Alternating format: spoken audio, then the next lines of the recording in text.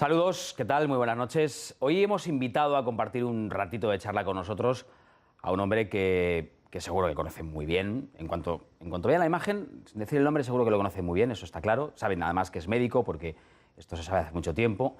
Es riojano, aunque por casualidad, me contaba hace un momento que le nacieron, por casualidad, en Logroño. Diputado desde el año 2004, primero por Madrid y más recientemente, desde el año 2011, si no me equivoco, diputado por Asturias. Señor Gaspar Llamazares Trigo, buenas noches. Trigo, buenas noches. ¿Qué tal, cómo está? Bien, dentro de lo que cabe. ¿Cómo que dentro? ¿Por qué? ¿Qué le ha pesadumbrado? Hay que decir bien por los amigos y por los adversarios, pero bueno, las circunstancias para la gente no son buenas, ¿no? Por tanto, tampoco sin ponerse exultante.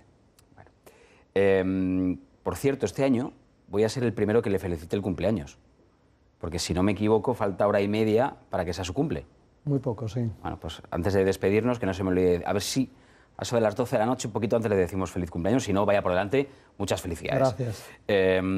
Bueno, ayer nos decía aquí en la noche José Bono que el PSOE no debe pelear las próximas elecciones generales por el espacio de la izquierda, sino más por el espacio del centro, ¿no? Esto yo decía anoche que contrastaba un poco con una afirmación que le escuchamos hace unos días a Elena Valenciano, que decía que ahora el PSOE es un partido más rojo, más verde y más morado. En cualquiera de los casos, ¿cómo ve usted la salud de su partido de Izquierda Unida en este momento?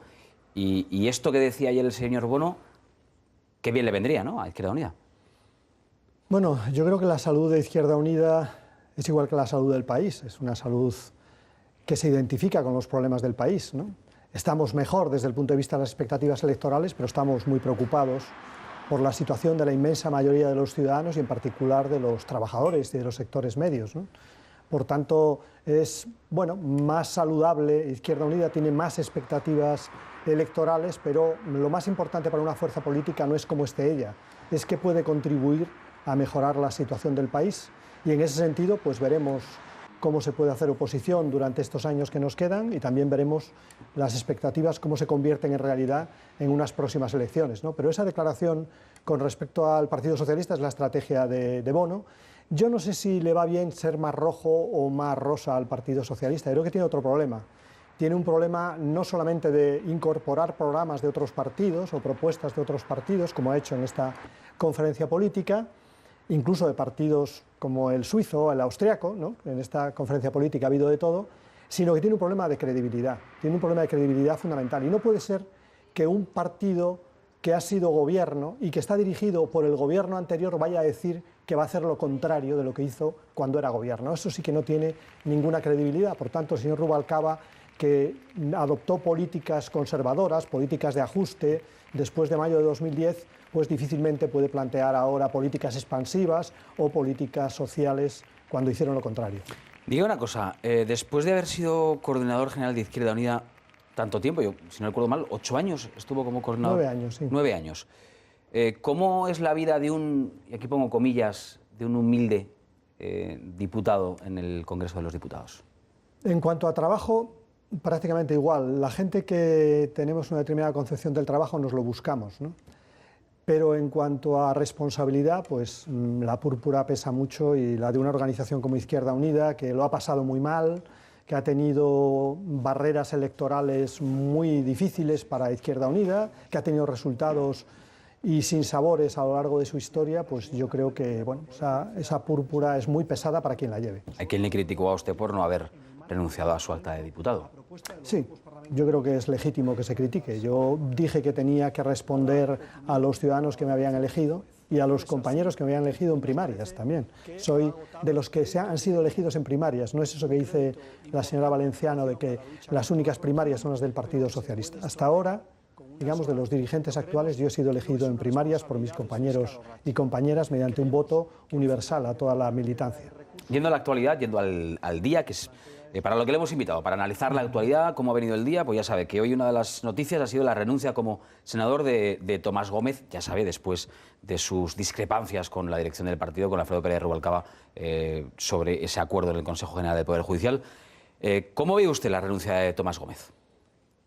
Bueno, yo creo que es un gesto de coherencia, porque el Partido de Madrid había recusado a ese juez. Difícilmente puede recusar a ese juez como secretario general del partido y luego lo puedes votar como senador, ¿no? Por tanto, era una difícil papeleta que ha solucionado dejando el Senado. Tenía una difícil papeleta en todo caso, porque el Partido Socialista y el Partido Popular pactaron esa lista, nosotros no. Nosotros únicamente pactamos la lista, digamos, a que está llamado el Congreso de los Diputados, que es la de personas de reconocido prestigio, y en esa lista no estaba este ciudadano. Si hubiera estado este juez, lo hubiéramos pasado mal también, hubiéramos tenido pues dificultades para llegar a un acuerdo en esta materia. Nosotros solamente conocíamos esta lista, la otra lista la conocían los que la pactaron, que era Partido Socialista y Partido Popular. Por eso le quería preguntar también yo, por el acuerdo al que Izquierda Unida ha llegado también para el Consejo General del Poder Judicial. Izquierda Unida habitualmente ha sido muy crítica con este asunto. ¿Por qué ahora ha votado a favor y cree usted que los seguidores de Izquierda Unida han entendido en esta ocasión la postura? Sí, porque también somos críticos con el sistema electoral que nos perjudica. ¿Y qué vamos a hacer? Porque hay un sistema electoral que perjudica y que nos hace perder millones de votos. Resulta que nosotros no aceptamos estar en el Congreso de los Diputados, o cientos de miles de votos, sí, pero mejor. Hasta por la mañana habíamos en el escuchado... Consejo General de Poder Judicial, a nosotros a última hora se nos ofrece por parte del ministro de Justicia, todavía estamos extrañados, porque nos ofrece votar a nuestra candidata y nosotros le decimos que sí. Incluso antes nos dice, ¿y un candidato de acuerdo con el Partido Socialista? Le decimos que no, que nosotros hemos propuesto una persona que creemos que está acreditada, que es buena profesional, que además tiene un perfil que nosotros consideramos necesario para el Consejo, es secretaria judicial, y por tanto que nosotros la presentamos, y si quieren votarla que la voten, y si no quieren votarla que no la voten, y nos dice a última hora que la van a votar. Por tanto, digamos, nuestro nivel de acuerdo es ese. Pero si me preguntas sobre el Consejo General del Poder Judicial, yo, por ejemplo, soy partidario de una elección parlamentaria. Es decir, hay varios sistemas, ¿no? Habría un sistema que sería un sistema corporativo, es decir, que los jueces eligieran a sí mismos. A mí me parece que tiene un déficit democrático, ¿no? Porque creo que la promoción de los jueces, la inspección, la formación de los jueces la van a hacer ellos mismos. Yo creo que tiene un déficit democrático y un exceso corporativo. La otra posibilidad es una elección general. Bueno, en Argentina lo han intentado recientemente, ha habido un escándalo político porque unían las listas electorales a las listas también de los jueces. Lo hay en Estados Unidos, pero no provoca ningún escándalo. Y la tercera muestra o el tercer mecanismo es el mecanismo parlamentario, que a mí me parece que es un mecanismo, como todos los poderes del Estado derivan de la representación popular, el Parlamento, que es esa representación popular, pues no me parece extraño que también sea el Consejo General de Poder Judicial. Hay un malentendido en relación al Consejo General de Poder Judicial y es que es el Poder Judicial. No, el Poder Judicial es la capacidad de juzgar por cada uno de los jueces, ¿no? Ese es el Poder Judicial y ahí está la independencia de los jueces. El gobierno del Poder Judicial es otra cosa, es como el gobierno de la Administración Judicial. Por tanto, o lo hace el Ministerio de Justicia o lo hace un órgano interpuesto. En este caso, en nuestra Constitución hay un órgano interpuesto. Ese órgano interpuesto, ¿ante quién responde? Ante los ciudadanos y, en su defecto, ante el Parlamento. En realidad, el asunto es técnico y yo entiendo que a los ciudadanos les queda un pelín lejos lo del Consejo General del Poder Judicial. Es difícil de explicar, usted lo ha explicado. En fin, su postura la ha explicado estupendamente bien, pero claro, en realidad, desde fuera, entiendo que desde fuera, ver cómo hasta por la mañana o a mediodía del día de autos escuchábamos cómo desde Izquierda Unida se criticaba ese acuerdo en el seno del Consejo General del Poder Judicial y, si no recuerdo mal, el propio líder de su formación era el que informaba a los medios de comunicación, el señor Cayo Lara, que decía, nos han llamado y nos acaban de ofrecer un sitio, una silla en el Consejo y por lo tanto estamos de acuerdo. Pero en realidad ese cambio de opinión en tan pocas horas, entienda usted, que llama la atención desde Sí, también nos llamó la atención y todavía no hemos sabido muy bien cuál ha sido la causa, que primero estuviéramos fuera y luego se diera papel a las minorías. Eso nos llamó la atención. Por cierto, y por tanto... Ha dicho usted antes que siguen todavía extrañados. Sí. Sí, ¿Ven gato encerrado en la oferta? No, únicamente que fue una decisión final del Partido Popular que tampoco se nos explicó mucho, ¿no? De hecho, no conocíamos el resto de la lista y únicamente supimos que se iba a votar a nuestra candidata. Nosotros valoramos que era una buena candidata, valoramos también que era necesaria una participación plural en el Consejo General del Poder Judicial, que significaba un paso que estuvieran, bueno, pues la mayor parte de las fuerzas políticas. Es verdad que UPyD no está en esa representación, pero que estuvieran la mayor parte de las fuerzas políticas, y tomamos la decisión de que nos parecía bien esa mejora o ese pasito, aunque modesto, en el Consejo General del Poder Judicial. Venga, por mi parte solamente una pregunta más, que luego se van a quejar nuestros analistas, van a decir: Sergio, no nos has dejado ninguna pregunta. Seguro que se les ocurre alguna y seguro que querrán volver a alguno de los asuntos que hemos tratado. Sobre el asunto UGT, que anunciaba yo antes en el avance, que le preguntaría a usted su opinión sobre, pues sobre muchos asuntos, sobre la situación en la que está en este momento UGT, sobre si debe o no debe dimitir Cándido Méndez, como ya hemos escuchado hoy, sobre si se siente cómoda su formación, se siente cómodo Izquierda Unida en un gobierno en Andalucía, en un momento como este en el que pues está a punto de, o parece que está a punto de saltar todo por los aires con el huracán ERE de por medio. ¿Cómo lo ve usted? Son muchas preguntas, ¿no?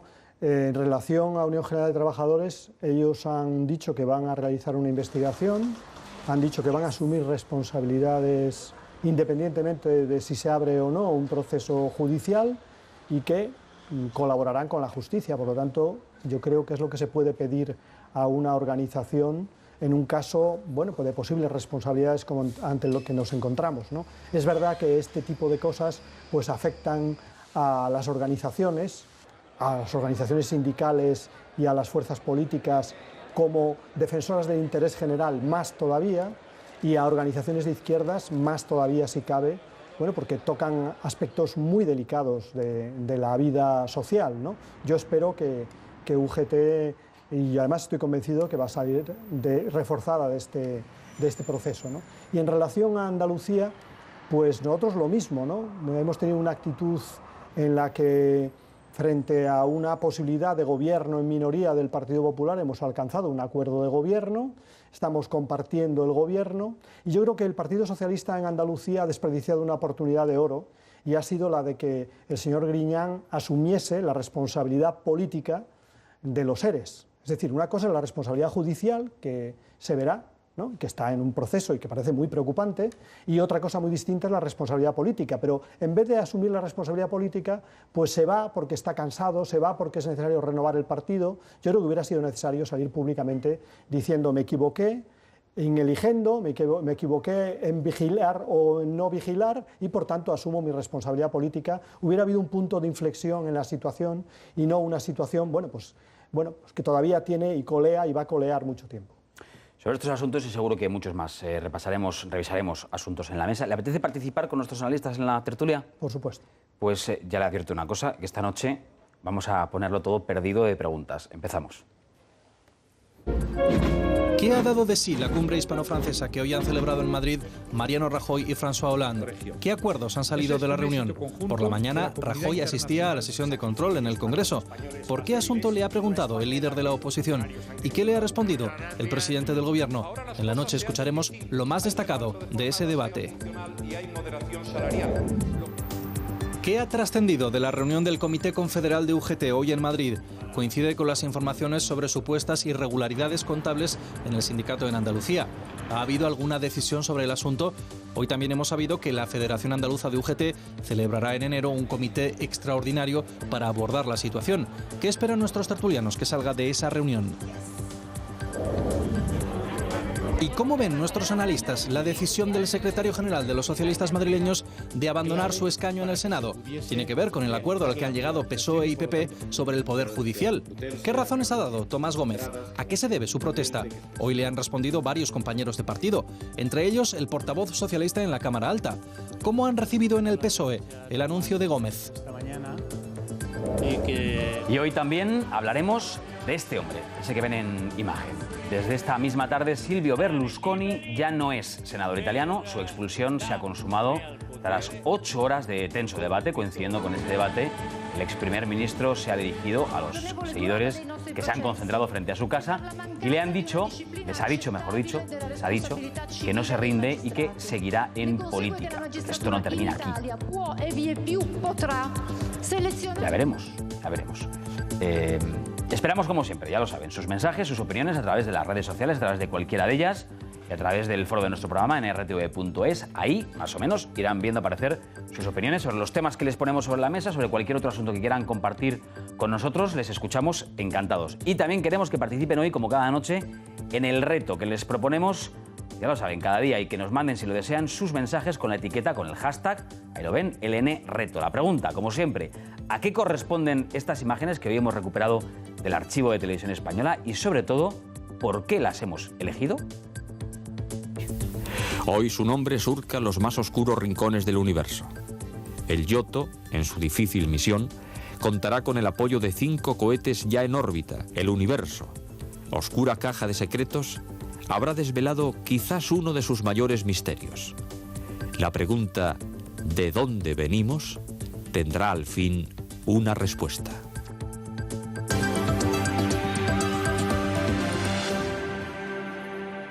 Alfonso Rojo, buenas noches. A mí lo que me preocupa es a dónde vamos, pero bueno.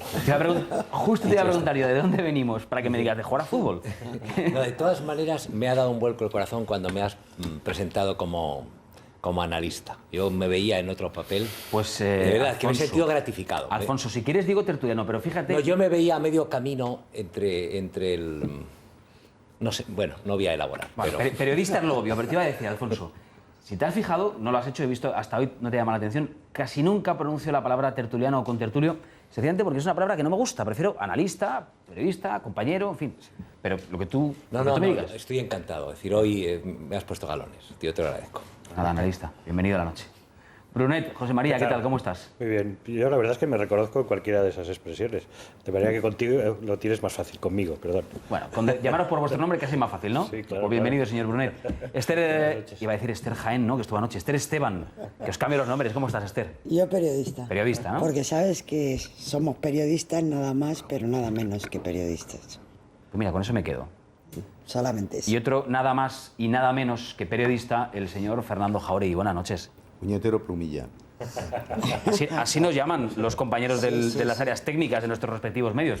Plumillas. Y no te digo nada como nos llaman en los pasillos del Congreso, pero esto ya... Sí, ¿Cómo? Espera un momento. ¿Qué ha dicho Fernando? Admite siglas. Espera un momento, siglas. vamos a volver a saludar a nuestro invitado de la noche, señor Llamazares Gaspar. ¿Cómo lo llaman por los pasillos del Congreso los periodistas? No sé cómo los llaman los demás, yo periodistas. Además tengo una hija en ciernes, con lo cual me ando con mucho cuidado. No, perdona, el señor Llamazares es bastante respetuoso, pero hay... a muchos diputados les entra una especie de ceguera y entonces entran, cuando entran en el Congreso, y entonces entran sin mirar. Y un día van a provocar una desgracia, van a atropellar a alguien, ya verás tú. Bueno, pero eso es porque no quieren mirarte a los ojos para que no les preguntes. Es que ni a los ojos ni a ninguna parte. Está inventado. El marido de Margaret Thatcher, Dennis, decía los cocodrilos. Eso se lo oí yo en persona. ¿Los cocodrilos? Sí, estaba así y nos acercamos de repente a unas elecciones y nos miró y ahí vienen los cocodrilos. Bueno, pues espero que no nos portemos esta noche como cocodrilos con nuestro invitado, que ya estamos en la mesa con Gaspar Llamazares. Yo le he hecho casi todas las preguntas, alguna queda. Pero antes de repasar algunas cosas más que tengo por aquí apuntadas, ¿quién de estos 4 plumillas quiere abrir fuego? Venga, Brunet, que me has hecho un gesto, va. No, pero bueno, acepto en todo No me lo caso. has hecho, pero yo me lo he inventado, no me digas que no. Perdón, no, acepto con gusto. No, a ver, vamos a ver, el señor Llamazares, la gran coalición en Alemania, por ejemplo, ¿qué comentarios le suscita? Es decir, ustedes que supongo que están ahí en la antesala de ser fuerza de gobierno, ¿ven con temor que estas cosas pasen en Europa? Es decir, que partidos como podrían ser aquí, PP y PSOE, en una situación de necesidad, no acudan a las minorías, sino que se pongan de acuerdo los grandes. Y en otro sentido, en ese pacto, claro, la socialdemocracia alemana consigue cosas, consigue inversión pública, consigue un salario mínimo que para nosotros lo quisiéramos.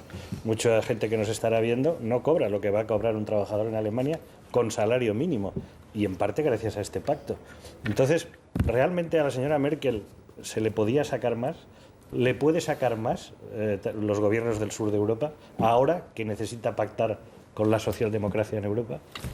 Yo creo que una grosen coalición, ¿no? Una coalición de los dos grandes partidos que deberían ser alternativos y se convierten en gobierno, es el fin de la política, es mi opinión. Ya lo dije en su momento, es el fin de la política y perjudica claramente al minoritario. Pero la primera reflexión que me gustaría hacer es esa victoria aplastante de Angela Merkel.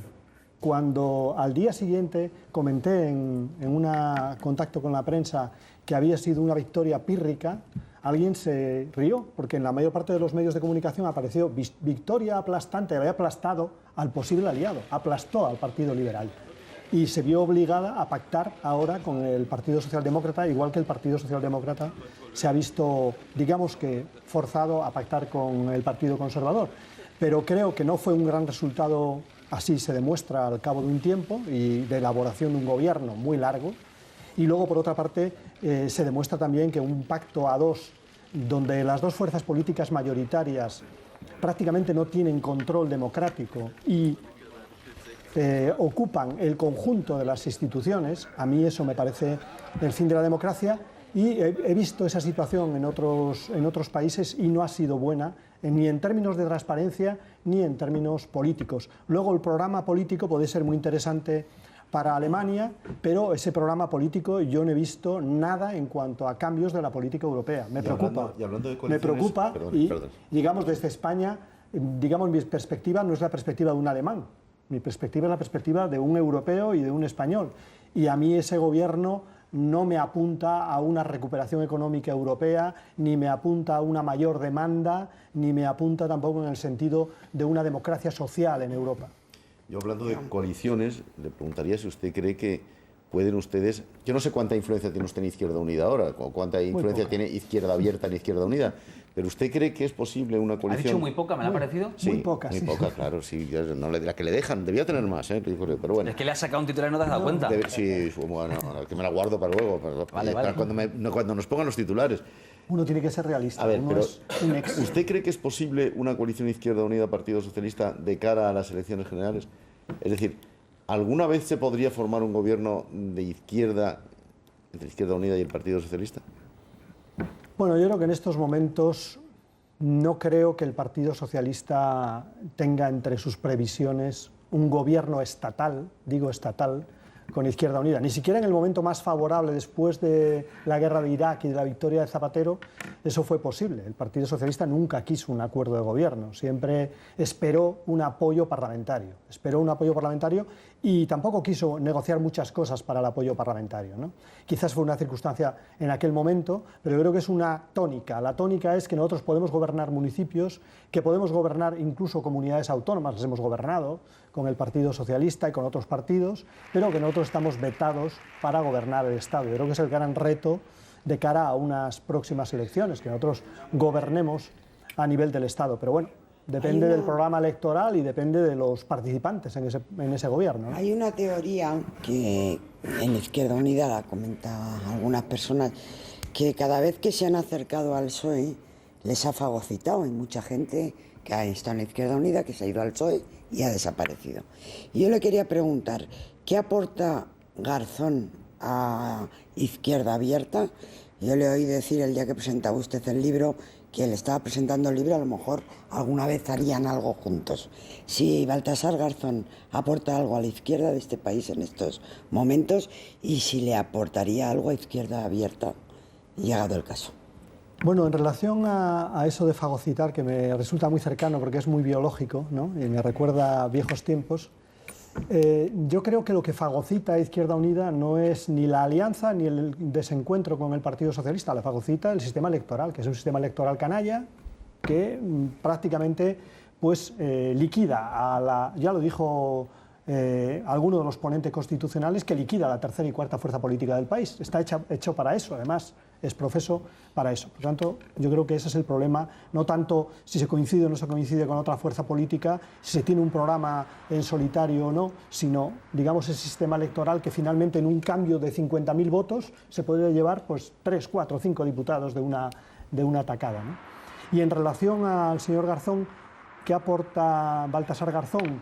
Bueno, yo creo que más allá de Baltasar Garzón, yo creo que aporta a cualquier fuerza política. Yo creo que, digamos, como representante de una lucha importante contra la corrupción, como representante también de una determinada concepción también de la justicia, pues yo creo que aporta a concepción progresista, ¿no? Aporta a cualquier fuerza política.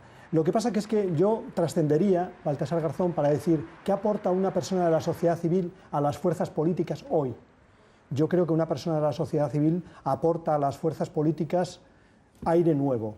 Yo creo que las fuerzas políticas, después de la crisis que estamos viviendo, que es una crisis política y que es una crisis democrática, además de económica, necesitamos también aire nuevo. Y por eso hay que trascender las fronteras de los partidos, hay que incorporar gente de los movimientos sociales, usted le ha pedido que hay que incorporar gente representativa como Garzón. Usted le ha pedido que se incorpore a la actividad política pero y que... no se deja. No se deja. No se deja. De momento, ¿no? No se deja. En general, él lo que plantea en este momento es que su prioridad es la lucha por los derechos humanos a nivel internacional y reparar lo que él considera que ha sido un daño injusto aquí en nuestro país por parte del Tribunal Supremo. Alfonso, me faltas tú.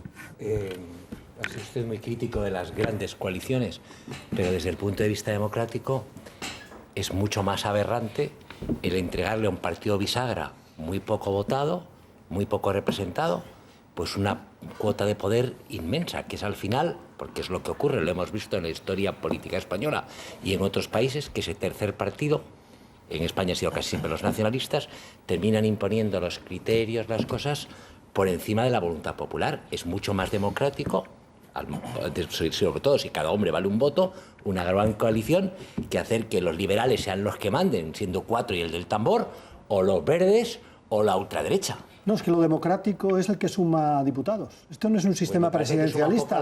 No es un sistema presidencialista, es el que suma diputados. Eso es lo democrático. Otra cosa que sea el fin de la política. Es decir, tan democrático es que se sume una mayoría y una minoría como se sumen dos mayorías. La cuestión es, cuando hay una mayoría y una minoría, por ejemplo, en el sector de la izquierda hay mayor coherencia ideológica.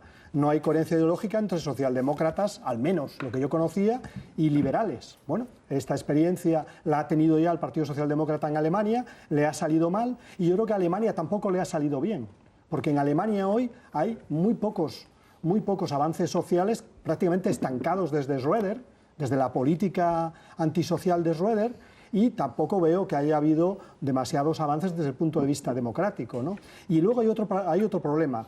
Cuando uno hace una alianza, digamos, con una fuerza minoritaria, hay otra fuerza alternativa que realiza la labor de control, realiza la labor de confrontación con el gobierno. Cuando uno realiza una alianza de dos fuerzas mayoritarias, no hay prácticamente oposición. No hay oposición y no hay alternativa. Y yo creo que esos modelos de gobierno son, en mi opinión, modelos de gobierno donde muere la política, porque sin confrontación, sin deliberación, no hay política. Sin derecha e izquierda no hay política. Con una mistura extraña de centro que no sabe qué, yo creo que no hay política, la política se muere. Decía yo, si me permite, Sergio, que no como en España, que estamos haciendo una política estupenda. ¿Eh? No como en España, que se hace política, pero vamos. Bueno, pero en España hay gobierno. Esa es la pregunta, ¿no? Yo creo que no hay gobierno. Oposición? Yo creo que hay... oposición. Bueno, la oposición tiene sus dificultades, pero en este momento en España, a mí me hace gracia el libro reciente del señor Zapatero, Vaya, ¿no? Donde esa dice, es la pregunta que tenía yo a continuación. ¿Ves cómo me la ha reventado? Donde dice que prácticamente se ha dado un autogolpe porque no nos dieran un golpe. Ese es el planteamiento del señor Zapatero, ¿no? Me dijeron que me iban a intervenir y me dijeron además que iba a haber un gobierno técnico. Para eso convoco elecciones, para quedarme en minoría y además luego el gobierno que viene hace una intervención en el sistema financiero. Bueno, estamos intervenidos. Yo creo que somos una administración colonial en estos momentos. Administración colonial por parte, yo no diría de Alemania, yo diría por parte de las entidades financieras a las que les debemos dinero.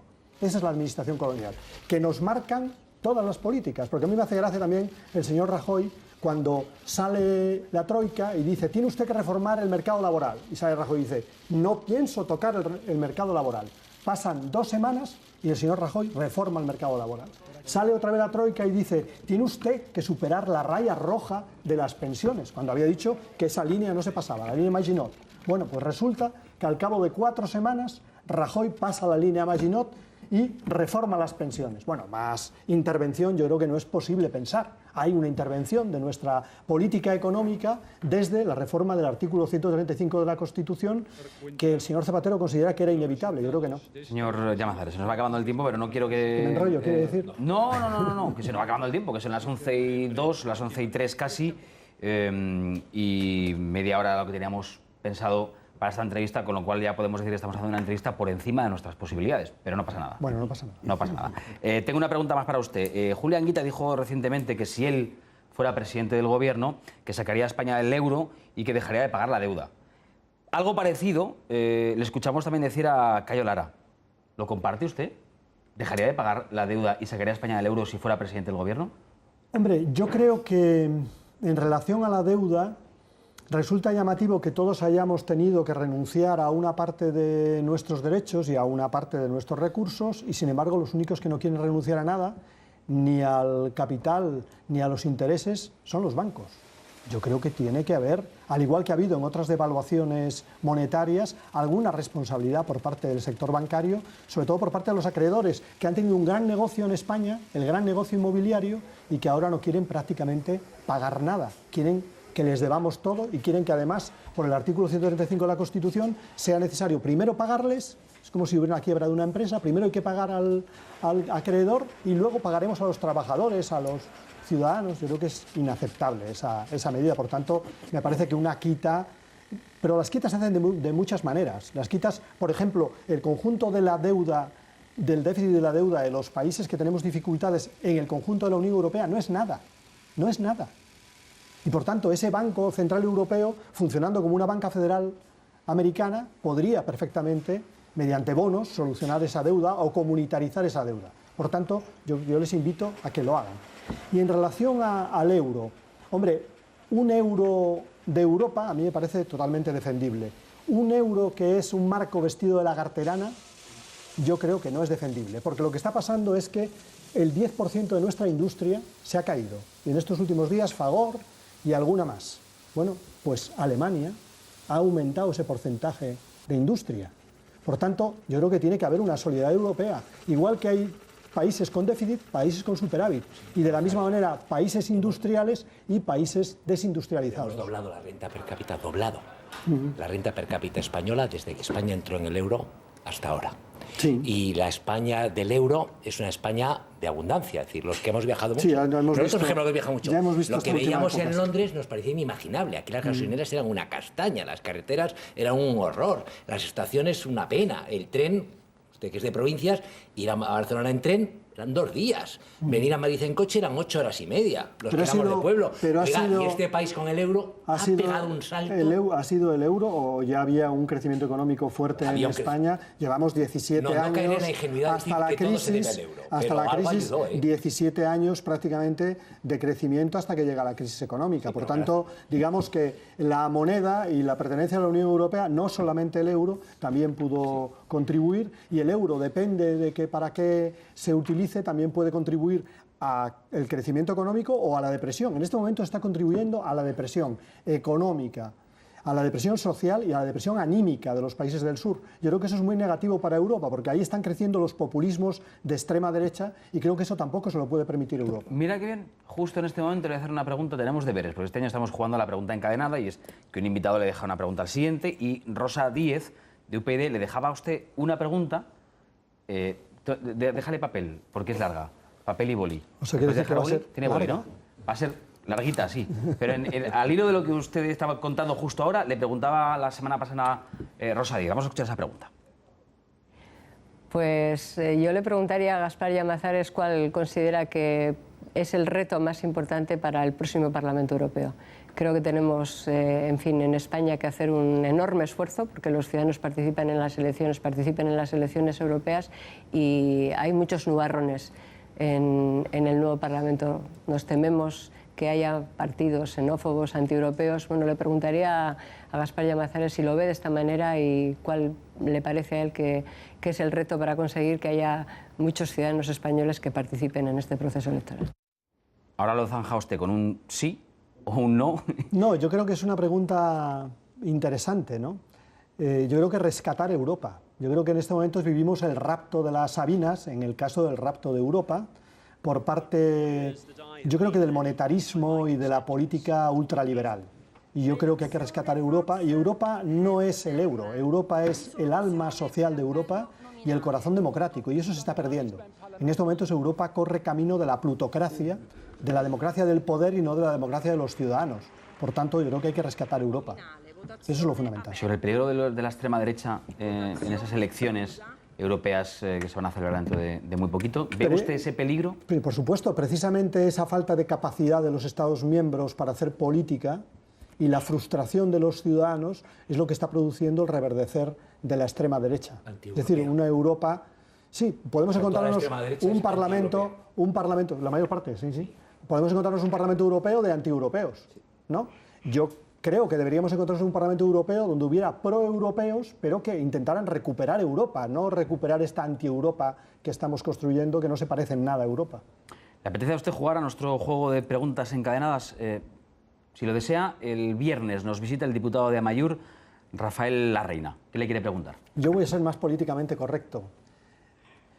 ¿Qué experiencia sacan de este periodo en el Parlamento español? Yo creo que precisamente el resto de los diputados tenemos una visión con respecto a su presencia, que teníamos una perspectiva determinada y, sin embargo, bueno, pues han entrado de forma muy normalizada en el Parlamento a hacer su política, ¿no? ¿Qué experiencia tienen ellos? ¿En qué medida es positiva o negativa esa experiencia? Pues se queda esa pregunta blowing in the wind, flotando en el aire para el viernes, para nuestro invitado del viernes. El euro es un marco vestido de lagarterana. ¿Te parece ese buen titular, ese no es Fernando? Titular, pero me temo que se lo había oído ya alguna vez el señor Llamazares. Bueno, me temo, claro, es que el problema es ese, que ya muchos años.